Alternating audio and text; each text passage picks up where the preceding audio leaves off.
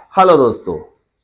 आज बहुत ही ज्यादा इंपॉर्टेंट टॉपिक लेकर आया हूं जो कि बहुत ही ज्यादा बिहार में इलेक्शन के बाद ये सनसनी फैला हुआ है और बहुत सारे लोग ये सोच रहे हैं कि इतना ज्यादा एग्रेशन, इतना ज्यादा सपोर्टर्स होते हुए भी आज आरजेडी हार गई।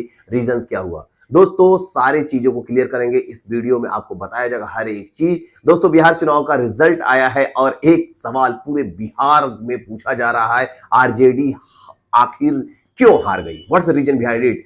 वो मिला, लेकिन जो एक्चुअल था वो इंफॉर्मेशन लोगों तक नहीं पहुंच पा रहा, इसलिए मैं आपके सामने प्रेजेंट हुआ हूं।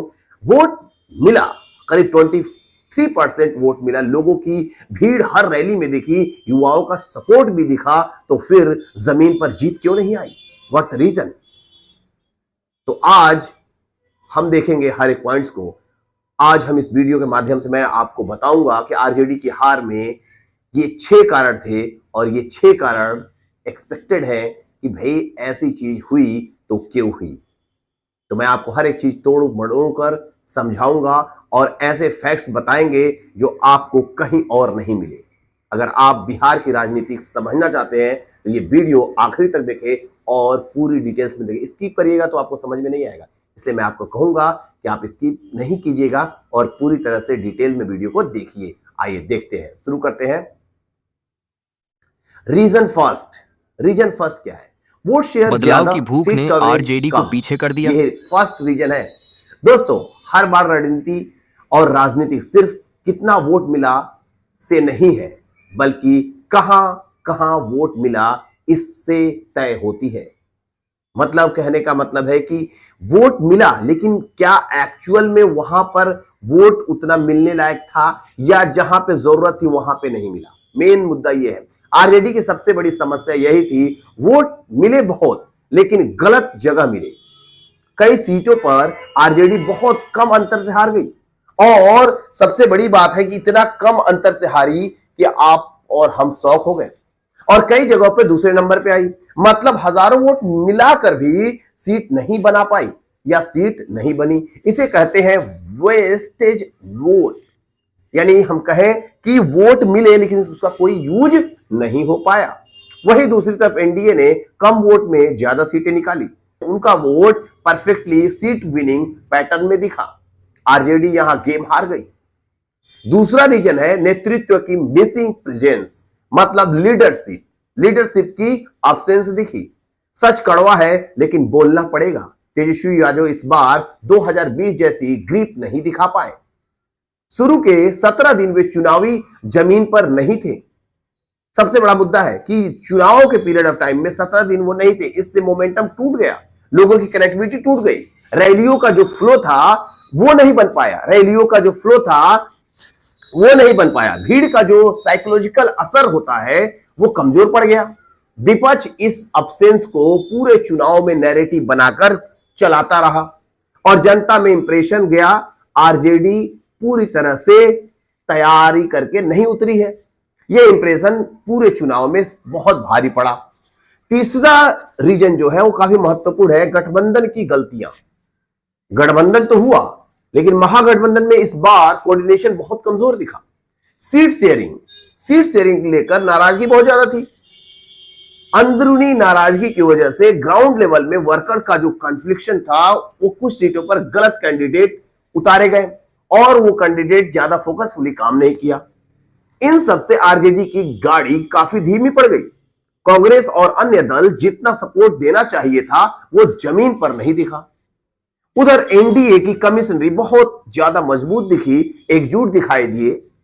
राजनीति सिर्फ वोट का खेल नहीं, ये टीम वर्क का खेल है और आरजेडी की टीम में ये बिखरी हुई दिखाई दी।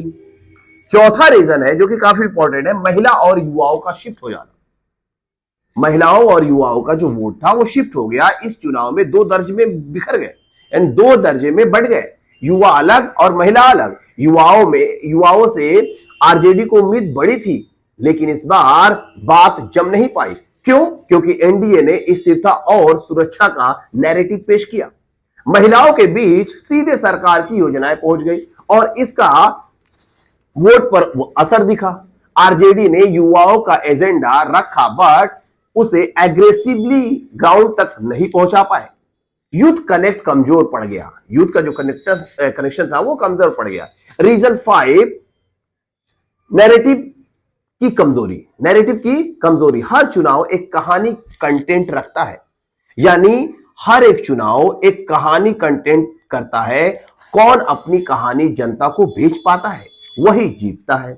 इस बार आरजेडी का एक स्ट्रॉन्ग नैरेटिव तैयार नहीं कर पाई, इसकी वजह से वो इलेक्शन हार गई। 2020 में 10 लाख नौकरियां का नैरेटिव पूरे चुनाव को हिला दिया, लेकिन 2025 में कोई ऐसा मुद्दा नहीं दिखा जो पूरे बिहार को झकझोर पाए।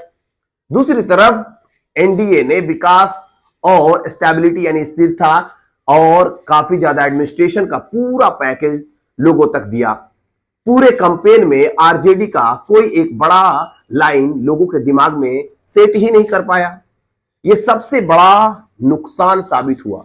रीजन 6, स्थानीय नेताओं का भीतरघात, मतलब जो भी नेता थे, कार्यकर्ता थे, उनका अंदरूनी मोटापन होना, मनमुटाव होना और काफी ज्यादा डिस्क्रिमिनेशन होना, इसकी वजह से ज्यादा फेलियर हुआ।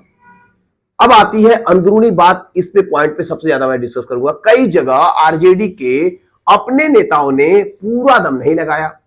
कुछ सीटों पर आंतरिक विरोध दिखाई दी, कैंडिडेट चयन में गड़बड़ी। अभी कई जगह महागठबंधन से, कांग्रेस से भी कोई उठा है कैंडिडेट और आरजेडी से भी वही उठा है, तो प्रॉब्लम्स तो आएगी आएगी। दोनों में कोऑर्डिनेशन सही नहीं बन पाया, कार्यकर्ताओं की नाराजगी और कुछ जगह पुराने नेताओं का बगावत मूड था। जो पुराने नेता थे उनको शायद उस जगह टिकट नहीं मिली, जिससे मूड डिस्टर्ब था। इन सब से पूरा गणित बिगड़ गया। चुनाव सिर्फ भीड़ का खेल नहीं, हर बूथ पर स्प्रण चाहिए। जहां संप्रण कमजोर रहा वहां आरजेडी हारती चली गई। फाइनल इंपैक्ट मैं आपको बता रहा हूं। इन सभी कारणों को मिला जुलाकर वोट मिला, भीड़ मिली, युवाओं का सपोर्ट दिखा, लेकिन सीटें नहीं मिली। राजनीतिक में परसेप्शन है, रियलिटी है, और इस बार आरजेडी उस परसेप्शन वार में पीछे रह गई। दोस्तों, चुनाव सिर्फ आंकड़ों का खेल नहीं, ये उम्मीदों का खेल है, विश्वास का खेल है। बिहार की जनता ने इस बार स्थिर सरकार को चुना और स्थिर सरकार को चुनकर विजयी बनाया, लेकिन आरजेडी को एक बड़ा संदेश भी दिया। सिर्फ भीड़ लाने से जीत नहीं मिलती, जमीन पर संगठन चाहिए, नैरेटिव चाहिए और हर सीट पर जीत की लड़ाई चाहिए। शायद आरजेडी यह सीख आगे के चुनाव में लेकर चले और बिहार की रणनीति में एक नया अध्याय शुरू करे। अगर ये विश्लेषण आपको अच्छा लगा तो लाइक करें, शेयर करें और अपने दोस्तों तक जरूर पहुंचाएं और कमेंट करना बिल्कुल ना भूलें। तो बने रहे सम्मानित सर के साथ ऐसे एडवांस फैक्ट्स के लिए। Thank you, thanks lot.